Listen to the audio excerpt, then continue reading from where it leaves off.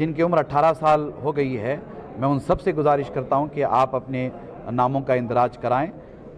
اپنے دوست احباب کو متوجہ کرائیں، اپنے رشتہ داروں کو بھی متوجہ کرائیں۔ مسلم متحدہ کونسل MMC ضلع بیجاپور کی جانب سے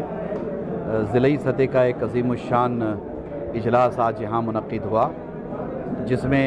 ضلع کے 13 تعلقہ جات سے علماء کرام، عمائدین، ائمہ مساجد،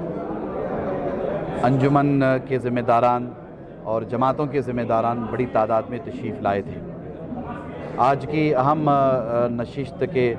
اغراض و مقاصد میں، ایجنڈے میں بنیادی طور پر حالات حاضرہ اور ہماری ذمہ داری پر گفتگو ہوئی، اور دارالقضاء کی رپورٹ باضابطہ طور پر پیش کی گئی جو MMC کے زیر اہتمام چل رہا ہے، اور ووٹر لسٹ میں انرولمنٹ کا کام، اندراج کا کام ہمیں بڑے پیمانے پر کرنا چاہیے، قانون کے دائرے میں رہ کر کرنا چاہیے، اس کے لیے بھی باضابطہ طور پر مشورہ ہوا ہے۔ ہم آپ تمام سے یہ گزارش کرنا چاہیں گے کہ آنے والے پارلیمنٹ کے انتخابات کے پیش نظر ہم سب کو ہمارے اپنے دیش کے دیے ہوئے سنویدھان اور کانسٹیٹیوشن کی روشنی میں انرولمنٹ کے کام کو، ووٹر لسٹ میں ناموں کے اندراج کے کام کو آگے بڑھانا ہے۔ جن کی عمر 18 سال ہو گئی ہے، میں ان سب سے گزارش کرتا ہوں کہ آپ اپنے ناموں کا اندراج کرائیں، اپنے دوست احباب کو متوجہ کرائیں، اپنے رشتہ داروں کو بھی متوجہ کرائیں۔ نیز حالات حاضرہ کے تناظر میں ہمیں نفرتوں کے اس ماحول میں محبت کے چراغ کو جلائے رکھنا ہے۔ ہمارا دیش بہت ہی عظیم دیش ہے، کشمیر سے لے کر کنیا کماری تک، گجرات سے لے کر آسام اور بنگال تک، اس دیش میں رہنے والے کم و بیش 150 کروڑ ہندوستانی بڑی محبت والے ہیں، بھائی چارہ والے ہیں، ایک دوسرے کا احترام کرنے والے ہیں۔ ہمارے دیش میں گنگا جمنی تہذیب کو فروغ دیا جاتا ہے، بھائی چارے کو فروغ دیا جاتا ہے۔